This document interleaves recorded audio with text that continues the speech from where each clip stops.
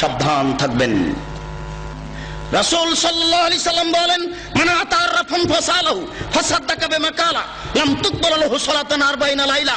কেউ যদি কোনো গণকের কাছে যায়, তারপর গণককে কিছু জিজ্ঞাসা করে, আমার টাকা হারিয়ে গেছে দেখেন তো, বা এই জিনিস হয়েছে একটু দেখেন তো, তার বলা কথাকে যদি বিশ্বাস করে, আল্লাহর নবী বলেছেন 40 দিন তার ইবাদত কবুল হবে না, 40 দিন তার সালাত কবুল হবে না।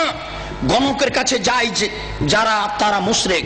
আল্লাহ রাসূল বলছেন, মান আতারাফান ফাসালাহু, কেউ যদি গণকের কাছে আসে, এরকম লোকের কাছে আসে, ভাগ্য পরীক্ষা করে, তার হারিয়ে যাওয়া জিনিসকে জানতে চায়, তাহলে কোরআন মাজিদকে অস্বীকার করলো, মুহাম্মদ সাল্লাল্লাহু আলাইহি সাল্লামকে নাকচ করে দিল, ও যেন নবীকে অস্বীকার করলো, কোরআন মাজিদকে অস্বীকার করলো।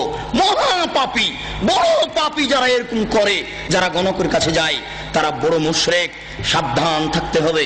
রাসূল সাল্লাল্লাহু আলাইহি সাল্লাম বললেন, মান হালাফা লিগাইরিল্লাহ